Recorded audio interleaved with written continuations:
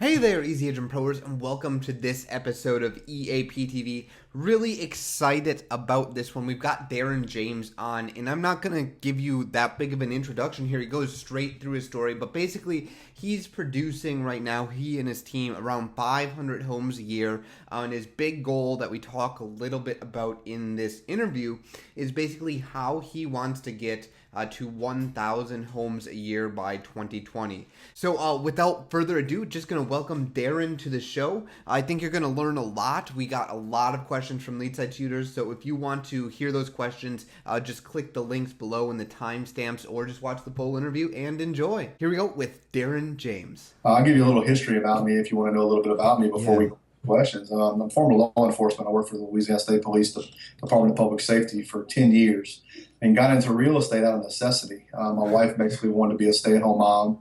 Sure. And long in the story short, my uncle had passed away. I flew back in town. I got a position in investigations, and I lost a bunch of money in my overtime because now I'm in plain clothes. I can't work all the overtime details that I was working. And so I had to find a way to supplement my income.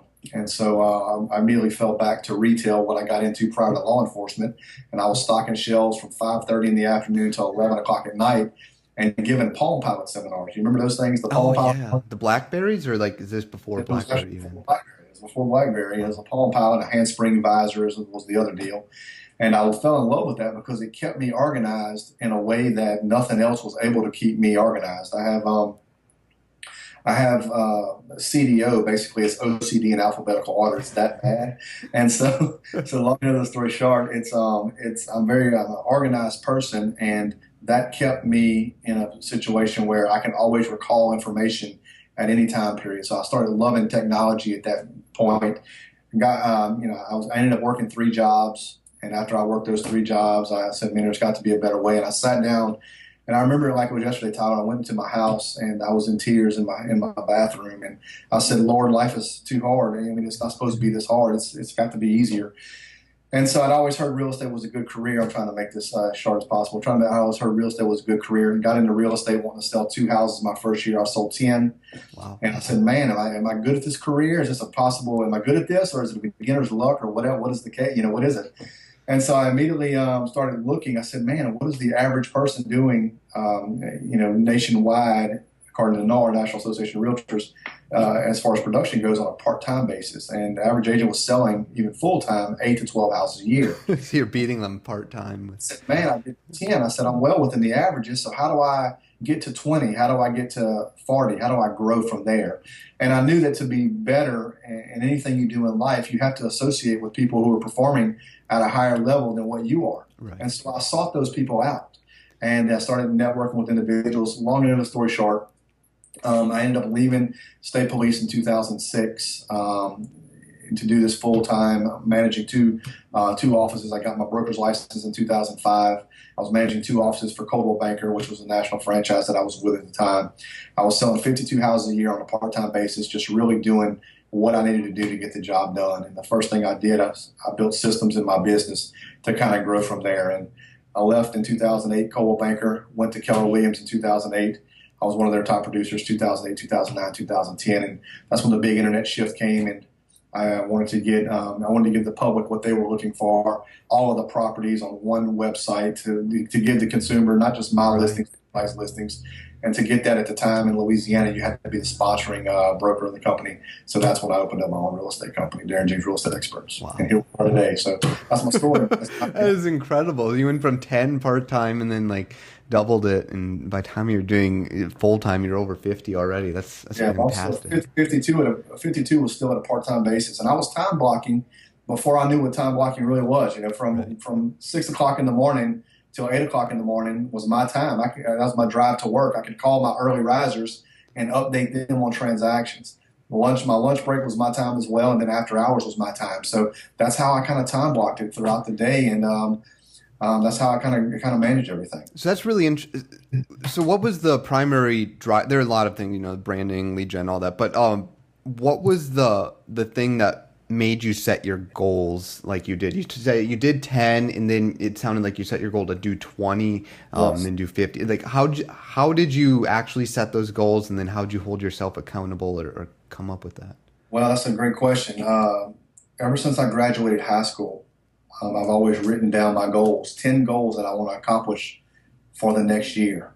So is that And like your January activity or December 24th at 8 p.m. every year, I still do it to this day. that is awesome. And ever since I graduated high school, I started writing down goals. I'm very goal oriented and goal driven and results driven as well, so I want to see results. And basically, I always try to double. I know that's a big reach. Like, for example, last year, based on where we're at as far as transactions, 500 homes last year in my company, there's really no way that I'm going to sell 1,000 homes this year. So you see what I'm saying? Right. But goal by 2020, yes, I want to be selling 1,000 homes a year.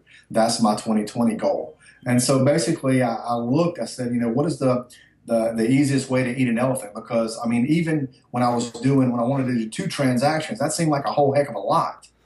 And I did 10, and I'm like, man, how do I do this? Because there's so much stuff out there, In this business, you have to systematize yourself. That's the key to this business. You have to have systems. And in anything you do in life, I'm a firm believer that you either have to be first or you have to be different. And I'm a little bit of both. So let's pause. So like, what systems have you built that make you either first or different? Well, I was one of the first people in my area to wrap my vehicle. I put a vehicle wrap all around it, letting people know what you do, because I'm a big believer that, you hear the old cliche, it's all in who you know. Well, that's not necessarily true, because I may know Tyler, but if Tyler doesn't know that Darren sells houses in Baton Rouge, Louisiana, Tyler's not going to know to call Darren whenever he has that need in Baton Rouge, Louisiana.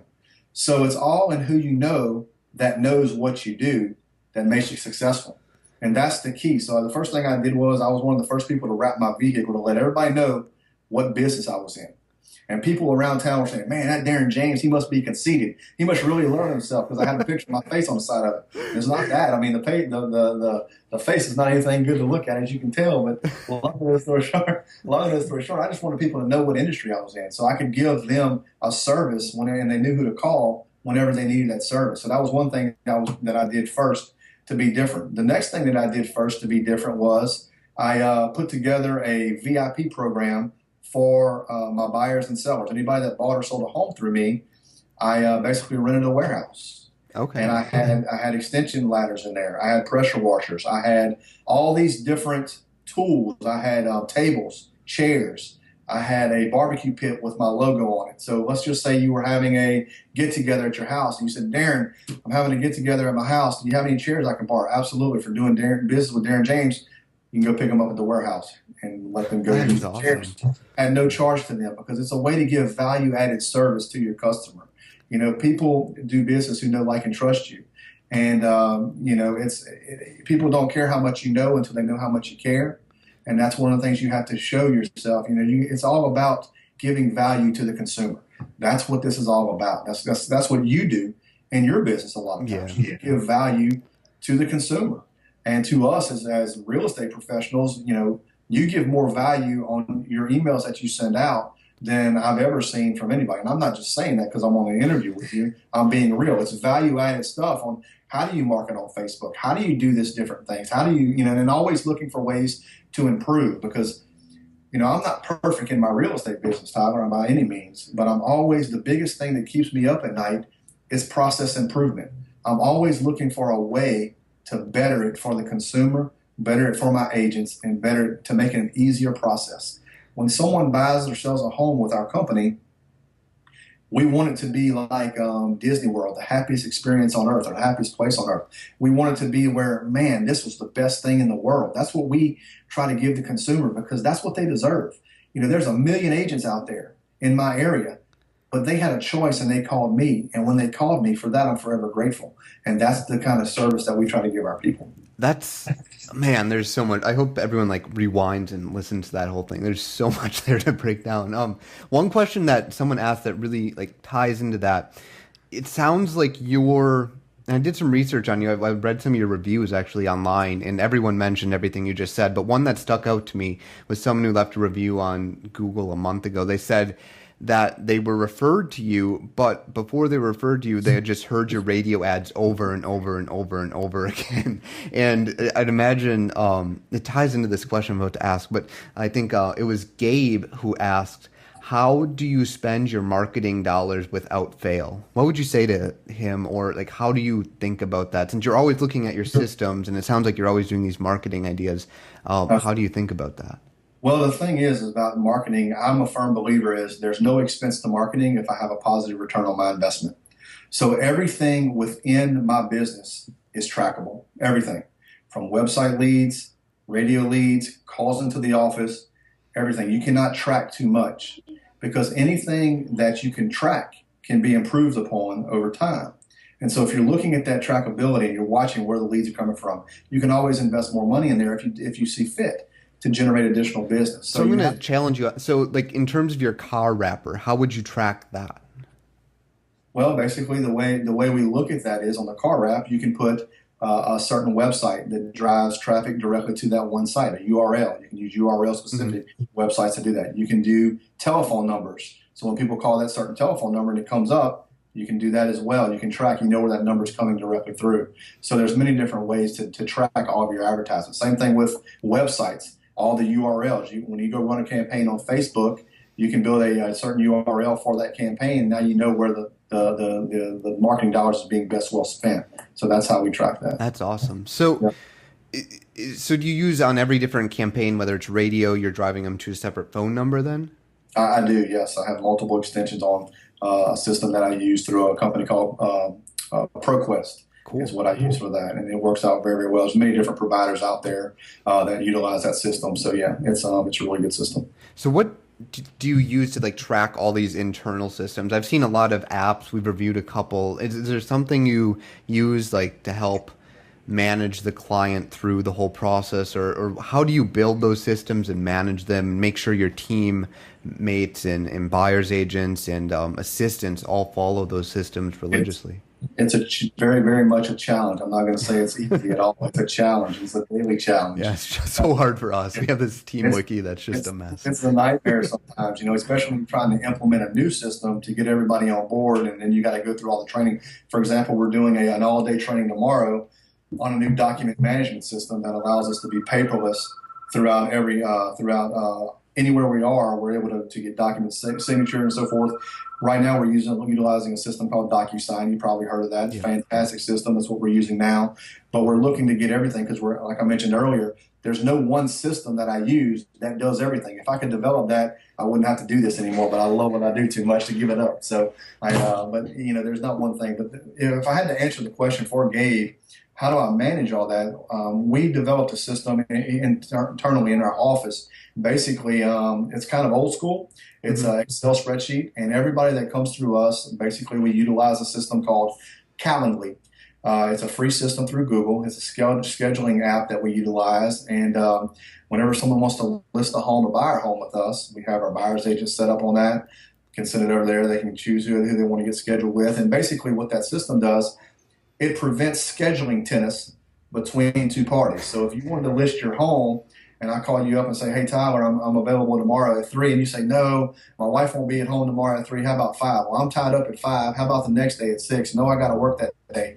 So we've all had those types of conversations. Well, what Calendly does, it makes it very simple. Basically, I bought the URL, meetdarren.com or bookdarren.com. Either one of them, they go to the same place. They go there, they click on listing appointment, and they go in and they can see all the different times that I have available to doing a listing appointment. And it has a buffer from travel to account for travel times between one location to the next. And so that was one of the systems that I utilized in my business to make me more efficient when it comes to scheduling things. And so that's a really good one. The other system that I utilize in my business, which is fantastic, is something called Basecamp. Okay. And what Basecamp does, it's not necessarily real estate specific, but what I did was I went in there and I built templates out for the buyer template and the listing template and the things that we're going to utilize to get the consumer from point A to point B. Because the number one complaint consistently for the 15 years I've been in this business with the National Association of Realtors is my realtor listed my home, or we bought our home through our realtor, and there was limited communication. That seems to be a common denominator throughout the transactions. So we wanted to build a system that actually opens up transparency within the communication to where the lender's involved, the title company's involved, the client that we represent involved, the other agents involved.